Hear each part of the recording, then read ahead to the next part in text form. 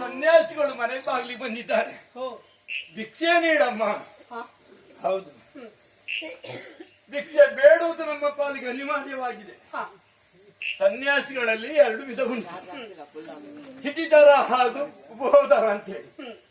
ಮನೆಯಲ್ಲೇ ಕೂತು ಸಕಾಲಕ್ಕೆ ಯಾರು ಭಿಕ್ಷೆ ತಂದು ಕೊಡ್ತಾರೆ ಅದನ್ನೇ ಉಪಯೋಗಿಸುವುದು, ಅದು ಒಂದು ರೀತಿಯ ಸನ್ಯಾಸ.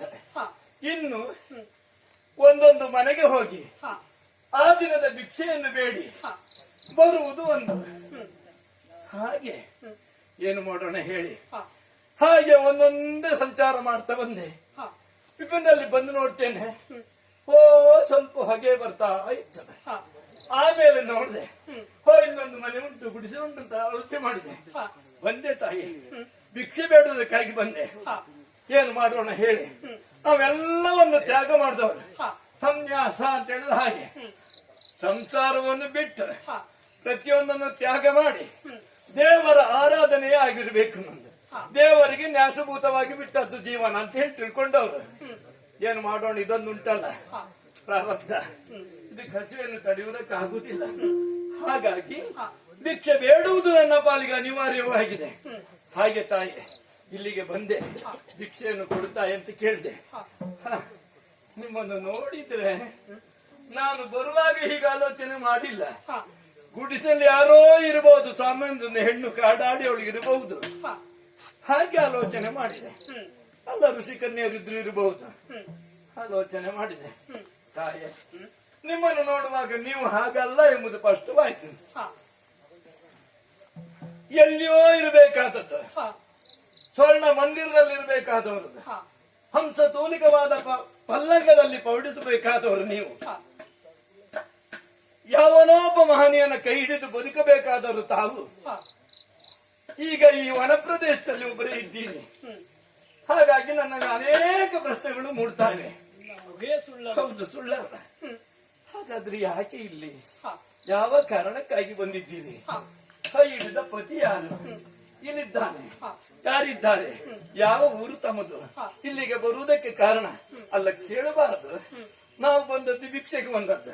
ಭಿಕ್ಷೆಗೆ ಬಂದವರಿಗೆ ಅಧಿಕ ಪ್ರಸಂಗತಾನೆ ಯಾಕೆ ಅಲ್ವಾ? ಅದಲ್ಲ, ಈ ಎಮ್ಮೆ ಮಜ್ಜಿಗೆಗೆ ಹೋದವನು ಎಮ್ಮೆ ತರ ಇಷ್ಟು ಕೇಳ್ದಂಗ ಆಯ್ತು. ನಮಗೆ ಅಧಿಕ ಪ್ರಸಂಗವೇ. ಆದ್ರೆ ನಿಮ್ಮನ್ನು ನೋಡಿದಾಗ ಕೇಳು ತಿಳಿದುಕೊಳ್ಬೇಕೆಂಬ ಒಂದು ಕುತೂಹಲ ಉಂಟು ತಾಯಿ. ಯಾರು ತಾಯಿ ನೀವು? ಇಲ್ಲಿದ್ದೀರಿ ಯಾಕೆ? ನಿಮ್ಮನ್ನು ಹಡೆದ ಪಡೆದವರು ಯಾರು ತಾಯಿ? ಸ್ವಲ್ಪ ಹೇಳ್ತೀರಾ?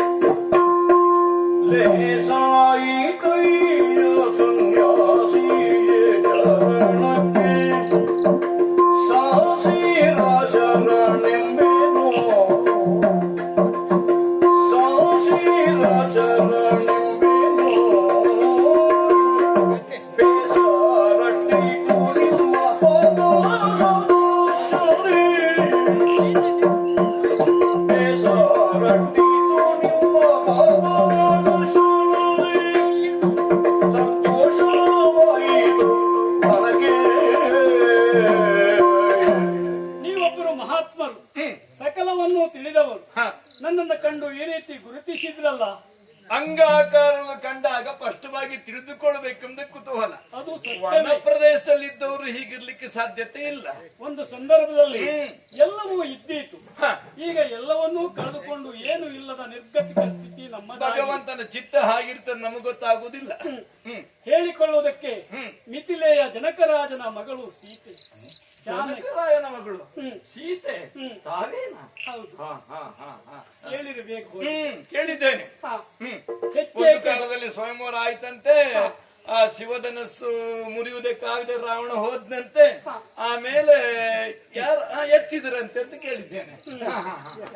ಆಮೇಲೆ ಇದೇ ಸೂರ್ಯವಂಶದ ಎನಿಸಿಕೊಂಡಿರುವಂತ ಅಯೋಧ್ಯ ಅರಸು ದಶರಥ ಚಕ್ರವರ್ತಿಗಳು, ಅವರ ಹಿರಿಯ ಮಗ ದಶರಥ ಚಕ್ರವರ್ತಿಯ ರಾಮನರಸಿ. ರಾಮನರಸಿ ತಾಯಿ, ದಶರಥ ಚಕ್ರವರ್ತಿಯ ರಾಮನ ಅರಸಿ ಅಂತ ಹೇಳ್ತೀರಿ, ಹ, ಒಪ್ಪುವುದು. ಆದ್ರೆ ಈ ಕಾರಣದಲ್ಲಿ ತಾವು ಹೇಗೆ? ಅದೇ ದುರ್ವಿಧಿ. ಹೇಗೆ? ಯಾವ ಸಂದರ್ಭದಲ್ಲಿ ಯಾರನ್ನು ಏನ್ ಮಾಡ್ತಿದೆ ಅಂತ ಹೇಳಲಿಕ್ಕೆ ಆಗುವುದಿಲ್ಲ. ಅಯೋಧ್ಯೆಯ ಸಮಸ್ತ ಅಧಿಕಾರವನ್ನ ನನ್ನವರು ಕೈಗೆತ್ತಿಕೊಳ್ಳುವ ಸಂದರ್ಭದಲ್ಲಿ ನನ್ನವರಿಗೆ 14 ವರ್ಷ ವನವಾಸವಾಯಿತು. ಏನೋ ಹಿಂದೊಂದು ಸಂದರ್ಭದಲ್ಲಿ ಅವರಿಗೆ ಮಾತು ಕೊಟ್ಟಿದ್ರಂತೆ ಕೈಕಾದೇವಿಗೆ, ನನ್ನ ಮಾವನಾಗಿರುವಂತಹ ದಶರಥ ಚಕ್ರವರ್ತಿಗಳು. ಈ ಸಂದರ್ಭದಲ್ಲಿ ಅವರು ಅದನ್ನ ಬಳಸಿಕೊಂಡು ಅವರ ಮಗ ಮಾತು ಕೊಟ್ಟು ಹೊಂಡಕ್ಕೆ ಬೀಳುದು ಹೀಗೇನೆ. ಮಾತು ಕೊಡುವುದು ಕೊಟ್ಟ ಮೇಲೆ ನಡೆಸಕ್ಕಾಗ ನೋಡಿ. ಪಿತೃವಾಕ್ಯ ಪರಿಪಾಲನೆಗಾಗಿ ನನ್ನವರು ಹೊರಟು ಬಂದ ಹೊತ್ತಿನಲ್ಲಿ ಅವರ ಅರಸಿಯಾಗಿರುವಂತ ನಾನು ಪತಿಯ ಜೊತೆಯಲ್ಲೇ ಇರುವುದೇ ಸೂಕ್ತ ಎಂಬುದಾಗಿ ಅವರನ್ನು ಅನುಸರಿಸಿ ಬಹಳ ಒಳ್ಳೆದೆ, ಬಹಳ ಒಳ್ಳೆದೇ ಆಯ್ತು ಬಿಡಿ. ಯಾವತ್ತೂ ಅಷ್ಟೇ ಗಂಡನ ಹಿಂದೆ ಹೆಂಡತಿ ಇರಬೇಕು, ಅದು ಧರ್ಮ. ಆದ್ರೆ ನೀವು ಭಿಕ್ಷೆ ಬೇಕು ಅಂತ ಕೇಳ್ತೀರಿ. ಮೊದಲು ಕೊಡುಗೈಯ ದೊರೆಗಳೆನ್ನಿಸಿಕೊಂಡವರು ಈ ಕೈ ಕೊಟ್ಟ ಕೈಯ ವಿನ ತೆಗೆದುಕೊಂಡದ್ದಲ್ಲ. ಆದ್ರೆ ಈಗ ಕೊಡುವುದಕ್ಕೆ ನಮ್ಮಲ್ಲೇ ಏನೂ ಇಲ್ಲ. ಅಡುಗೆ ಊಟಗಳೆಂಬ ಕೊಡವೇ ನಮಗಿಲ್ಲ, ಅಡುಗೆ ಊಟಗಳೆಂಬ ಕೊಡವೇ ನಮಗಿಲ್ಲ, ಅಡುಗೆ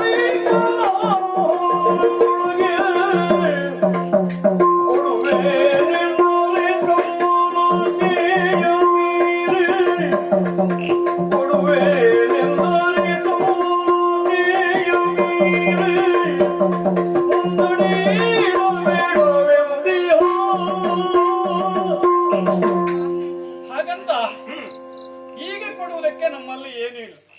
ಅಂದ್ರೆ ನಾವು ಇಲ್ಲಿಯ ಫಲಗಳನ್ನ ಕೊಯ್ದು ತಿನ್ನುವುದು ಅಲ್ಲ, ಗೆಡ್ಡೆ ಗೆಣಸುಗಳನ್ನ ಕಿತ್ತುಕೊಂಡು ಬಂದು ಈ ಹೇಳಿದೆಯಲ್ಲ ಹೊಗೆ ಆಡ್ತದೆ ಅಂತ ಆ ಬೆಂಕಿಯಲ್ಲಿ ಅದನ್ನ ಸುಟ್ಟು ಆಮೇಲೆ ತಿನ್ನುವುದು. ನಮ್ಮ ಹೊಟ್ಟೆ ತುಂಬಿಸಿಕೊಳ್ಳುವುದಕ್ಕಾಗಿ ಇಷ್ಟು ಪ್ರಯತ್ನ ಮಾಡ್ತಾ ಇದ್ದೇವೆ. ನಿನಗೆ ಭಿಕ್ಷೆಯನ್ನ ಕೊಡುವುದಕ್ಕೆ ಒಂದು ಹಿಡಿ ಅಕ್ಕಿಯೂ ನಮ್ಮಲ್ಲಿ ಇಲ್ಲ, ಬಿಡಿಗಾಸು ಇಲ್ಲ. ಈ ಸ್ಥಿತಿಯಲ್ಲಿರುವಾಗ ನೀನು ಬೇಡ್ತೀಯ, ಕೊಡುವುದಕ್ಕೆ ನಮ್ಮಲ್ಲಿ ಏನೂ ಇಲ್ಲ.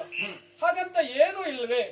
ಕೊಡುವುದಕ್ಕೆ ತಂದ ಫಲಗಳುಂಟು. ಓ ತಾಯೇ, ನೆವಲ ಹೇಳುವುದೇತಕ್ಕೆ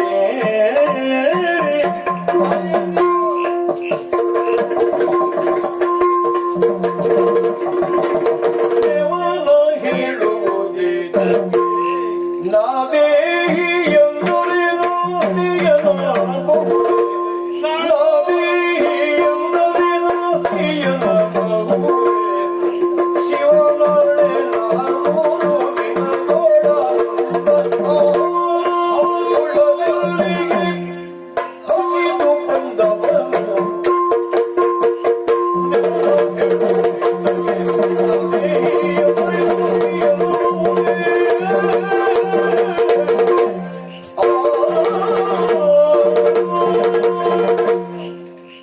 ಓ ತಾಯೇ, ಮಹಾತ್ಮರೇ, ಕೊಡುವುದಕ್ಕೇನು ಇಲ್ಲ, ಒಂದು ಹಿಡಿ ಅಕ್ಕಿಯೂ ಇಲ್ಲ. ನಾವು ಅದ ಆಲೋಚನೆ ಮಾಡಿದ್ವಿ.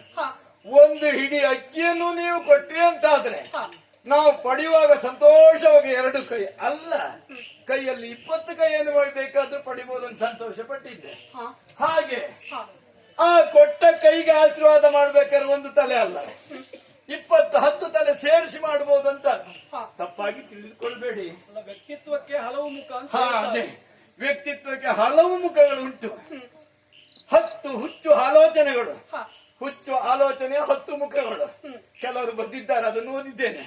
ಹಾಗಾಗಿ ಈ 10 ಹುಚ್ಚು ಮುಖಗಳ 10 ಆಲೋಚನೆಗಳಲ್ಲಿ ಈ ಸನ್ಯಾಸಿಗಳು ಹಾಗಲ್ಲ, ಅವನ್ನೆಲ್ಲ ನಿಗ್ರಹಿಸಿ ಒಂದೇ ಒಂದು ಯಾವುದು ಜ್ಞಾನ ಭಕ್ತಿ ಜ್ಞಾನ ವೈರಾಗ್ಯ ಎಂಬಂತಹ ಒಂದು ಸೂತ್ರದಿಂದ ಈ 10 ಆಲೋಚನೆ ಅಡಿಗಡಿಸಿ ಒಂದು ತಲೆಯಿಂದ ವ್ಯವಹರಿಸಬೇಕಾಗ್ತದೆ.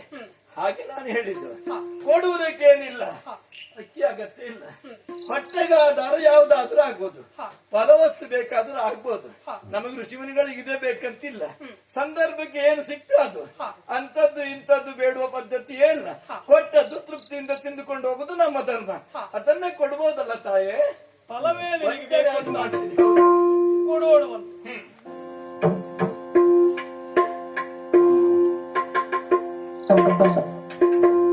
ಬಂದಿದ್ದಾಳೆ ಕುಡಿಯಾಕ ಅನುಮಾನ. ನೀವು ಭಿಕ್ಷೆಯನ್ನು ಪಡೆಯುವುದಕ್ಕೆ ಬಂದವರು. ಹೌದು. ಮನೆಯ ಹೊರಗಡೆ ಭಿಕ್ಷೆ ಪಡಿಬಾರದು. ಹ. ಈ ಬಾಗಿಲನ್ನ ದಾಟಿ ಒಳಗೆ ಬನ್ನಿ, ಭಿಕ್ಷೆಯನ್ನು ಹೌದಾ? ಸ್ವೀಕರಿಸಿ. ಮೊದಲೇ ಹೇಳಿದ್ದೆ ನಾನು ಸನ್ಯಾಸ ಧರ್ಮವನ್ನು ಸ್ವೀಕಾರ ಮಾಡಿದ್ದೇನೆ ಅಂತೇಳಿ. ಹಾಗಾಗಿ ಮಾಡಿನ ಅಡಿಯಲ್ಲಿ ನಾವು ಪ್ರವೇಶ ಮಾಡುವಾಗ ಇಲ್ಲ ತಾಯಿ, ನೀವೇ ಹೊರಗೆ ಒಂದು ಭಿಕ್ಷೆ ನೀಡಿ ತಾಯಿ. ಗೃಹಸ್ಥರ ಮನೆಯ ಒಳಗೆ ನೀವು ನಾವು ಪ್ರವೇಶ ಮಾಡುವುದಿಲ್ಲ. ಕನ್ನಿಕರಿಂದ ಪ್ರಸಾದವನ್ನ ಅಲ್ಲ ಆಹಾರವನ್ನು ಸ್ವೀಕರಿಸುವುದಿಲ್ಲ. ಗೃಹಿಣಿಯ ಆಹಾರ ಕೊಡಬೇಕು, ಅದು ನಮಗೆ ಮನೆಯ ಹೊರಗೆ ಕೊಡಬೇಕು. ಮನೆ ಒಳಗೆ ಹೋಗುವ ಪದ್ಧತಿ ನನ್ನದಿಲ್ಲ ತಾಯಿ. ಹಸಿದವರಿಗೆ ಉಣಬಡಿಸುವುದು ಧರ್ಮ ಧರ್ಮ. ಆಗಲಿ ಅಂತೆ. ಶಿವನ ಪೂಜೆ. ಏನ ಬಂದರು ಬರಲಿ ದನ ಎನ್ನುತ್ತಾರೆ. ಆಕೆಯಂ ದಾಡಿರುವ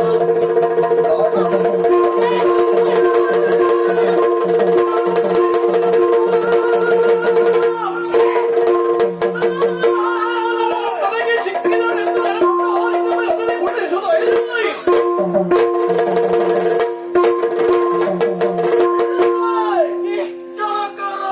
ಪುತ್ರಿ, ನೆನಪಿದೆಯಾ ನಿನಗೆ?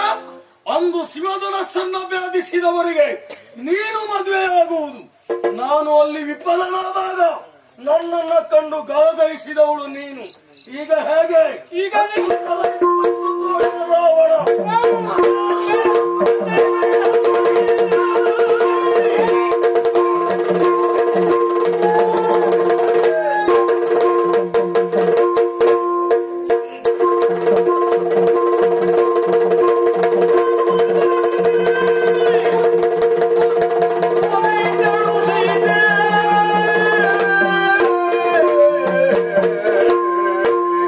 ಹೆಣ್ಣು ಜನ್ಮವೇ ಸಾಕು ಎಲ ಕಂಡು ರಾಮ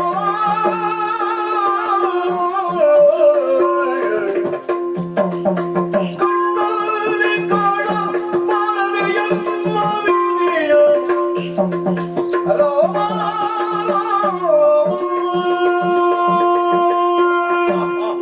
ಅಯ್ಯೋ ನನ್ನ ದುರ್ವಿಧಿ, ನನ್ನ ಬದುಕು ಹೀಗಾಗಿ ಹೋಯಿತಲ್ಲ. ದಶರಥ ಚಕ್ರವರ್ತಿಯ ಸೊಸೆಯಾಗಿ ರಾಮಚಂದ್ರವರ ಅರಸಿಯಾಗಿ ಸುಖ ಸೌಭಾಗ್ಯವನ್ನು ಅನುಭವಿಸುವಳು ನಾನೆಂಬುದಾಗಿ ಸಂತೋಷದಿಂದ ಇಕ್ಕಿ ಹೇರಿದ ನನಗೆ ಇಂಥ ದುರ್ಗತಿ ಬಂತು.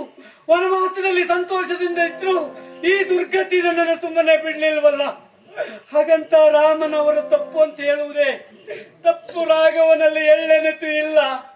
ಹೆಣ್ಣಾಗಿ ನಾ ಪುಟ್ಟಿದ್ದು ಪೂರ್ವ ಜನ್ಮದ ಕರ್ಮ, ವಿಧಿಯನ್ನ ಬೆಂಬಿಡದು. ಅಯ್ಯೋ ರಾಮ,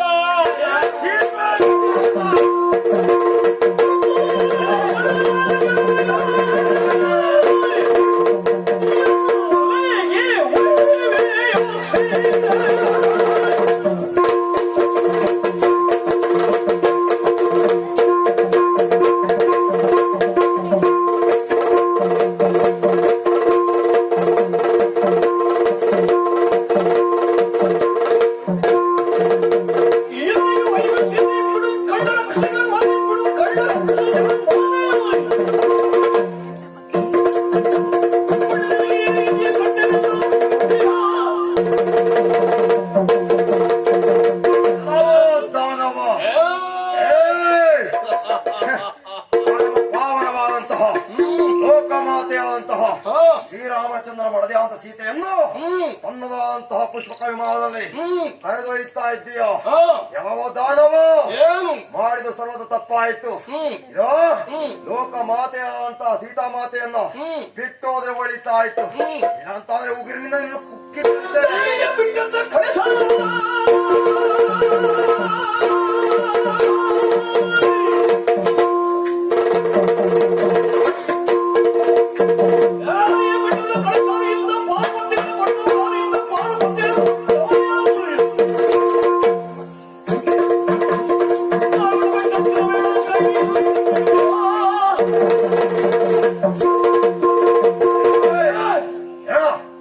ಗಗನ ಮಾರ್ಗವಾಗಿ ಸಾಗುತ್ತಾ ಇದ್ದವ ನಾನು ಮಧ್ಯಪಥದಲ್ಲಿ ಬಂದು ಹೊಕ್ಕಿನ ಮೂಗಿನಿಂದ ಕುಕ್ಕುವುದು ಅಥವಾ ರೆಕ್ಕೆಯಿಂದ ಬಡಿಯುವುದು ಹೊಡಿತೇನೆ. ಹೀಗೆ ಮುಂದಾಗ್ತಾ ಇದ್ದೀಯ.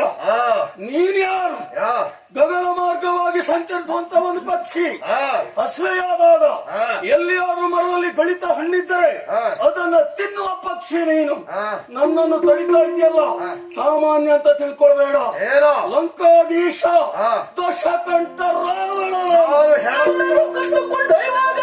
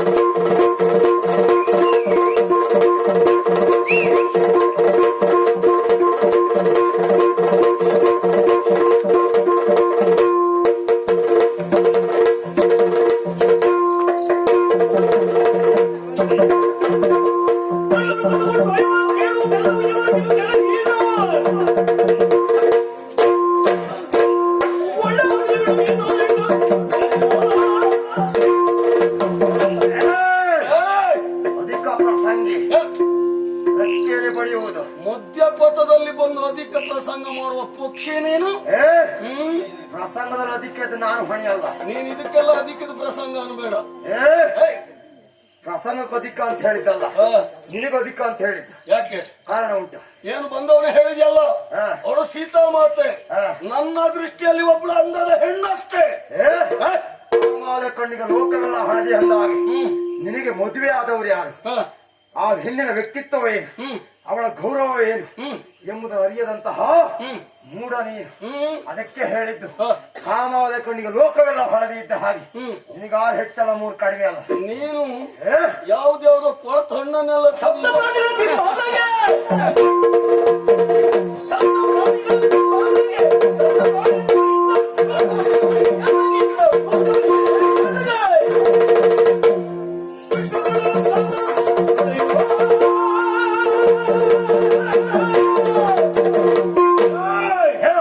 ಇಷ್ಟು ಮಾತನಾಡುವ ಸಾಮಾನ್ಯ ಒಂದು ಪಕ್ಷಿ ಅಂತ ತಿಳಿಯುವ ನಾನು. ಯಾರ ನೀವು? ನಿನ್ನ ಹೆಸರೆಂತದ್ದು? ಜಟಾಯು. ಓ ಜಟಾಯು. ನಮ್ಮ ಮಾರ್ಗಕ್ಕೆ ನೀನು ಅಡ್ಡಿಯಾಗಿ ಬಂದರೆ ನೋಡಿದೀಯ ರಾವಣನ ಬಲಕ್ಕೆ ನೀನು ಲೆಕ್ಕ. ಒಂದು ಮಾತು ಹೇಳ್ತೇನೆ ಕೇಳು. ಏನು? ಕಳ್ಳ ಅಂತ ನಾನು ಹೇಳ್ತಿದ್ದೀಯಲ್ಲ, ನೀನು ಕಳ್ಳತನ ಮಾಡಿದ್ದೀಯ. ಹಾಗಂತ ಕದಿಯ ವಸ್ತು ಯಾರು ಪ್ರಶ್ನೆ ಅಲ್ಲ, ಆ ವಸ್ತು ಕದ್ದಿದ್ದೀಯ ಅಂತ ಆದ್ರೆ ಅದನ್ನು ತಡೆಯುವಂತಹ ನೈತಿಕ ಅರ್ಹತೆ ಪ್ರತಿಯೊಬ್ಬರಿಗೆ ಇರ್ತದೆ.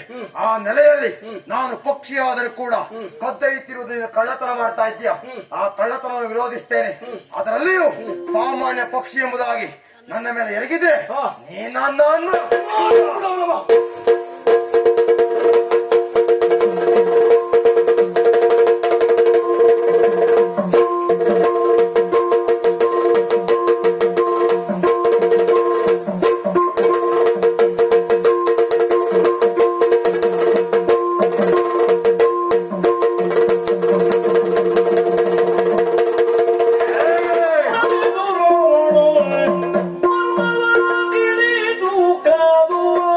ನಾವು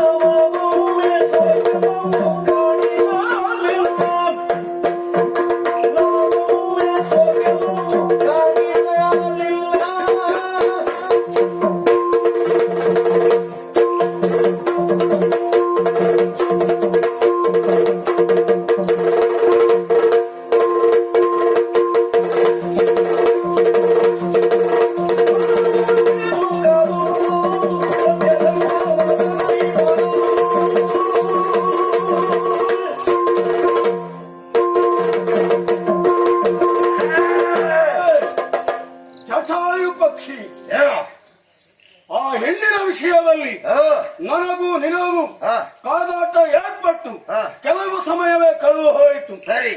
ಈ ಸುಮ್ಮನೆ ವ್ಯಕ್ತವಾಗಿ ಸಮಯಕ್ಕೆ ಕಳೆಯಬೇಕು ಅಂದ್ರೆ ಎನ್ನುವ ದೃಷ್ಟಿಯಿಂದ ಹ, ಇದುವರೆಗೆ ಆದಂತಹ ಯುದ್ಧ ಅಲ್ಲ, ಅಲ್ಲ, ಧರ್ಮ ಯುದ್ಧ ಮಾಡೋಣ. ಧರ್ಮ ಯುದ್ಧ. ಹೌದು. ಯಾವ ರೀತಿ? ಯಾವ ರೀತಿ ಅಂತ ಹೇಳಿದ್ರೆ, ಹ, ನಮ್ಮ ಕಾದಾಟ ಮುಗಿಬೇಕು ಅಂತ ಆದ್ರೆ ನಾನು ನಿನ್ನಲ್ಲಿ ಒಂದು ಮಾತು ಕೇಳ್ತೇನೆ. ಏನು? ನಿನ್ನ ಪ್ರಾಣ ಪಕ್ಷಿ ಎಲ್ಲಿದೆ? ನನ್ನ ಪ್ರಾಣ ಪಕ್ಷಿ ಹ, ಅದೇನೇ ಇರಲಿ, ಹ, ನಡೀತಿರುವಂತಹ ದೂರದಲ್ಲಿ ಹ. ಇಲ್ಲಿವರೆಗೆ ಸೋಲುವುದು ಎಂಬುದು ನಿರ್ಣಯ ಆಗ್ಲಿಲ್ಲ.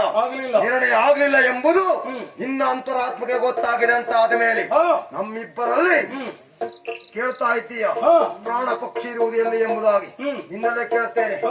ನಿನಗಿರುವುದೆಲ್ಲ ನನ್ನ ಪ್ರಾಣ ಪಕ್ಷಿಯನ್ನು ಹ, ಸತ್ಯವಾಗಿ ನಿನ್ನಲ್ಲಿ ಹೇಳ್ತಾ ಇದ್ದೇನೆ. ಹೇಳು. ರಾವಣನ ಪ್ರಾಣ ಪಕ್ಷಿ ಹ? ನನ್ನ ಬಲಗೈಯ ಅಂಗುಷ್ಟದಲ್ಲಿ ಉಂಟು. ಕಾಂತ ಪಕ್ಷಿ. ಬರಗಾಲ ಉಂಗುಷ್ಟ. ಹೌದು. ಧರ್ಮ ಯುದ್ಧ ಅಂತ ಹೇಳಿದ್ದಿ, ಹ್ಮ್. ಹಾಗೆ ಸುಮ್ಮನಿದ್ದೆ.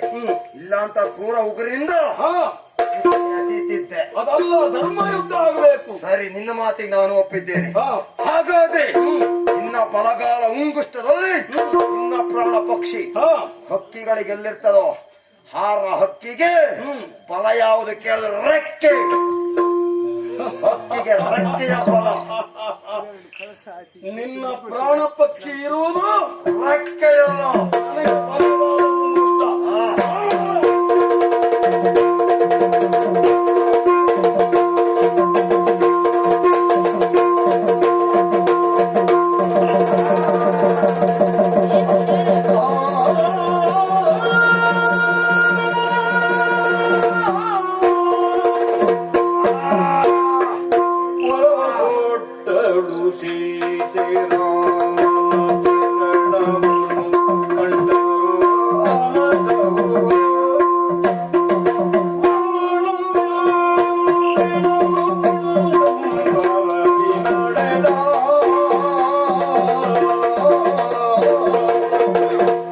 ಅಯ್ಯೋ ರಾಮ ರಾಮ,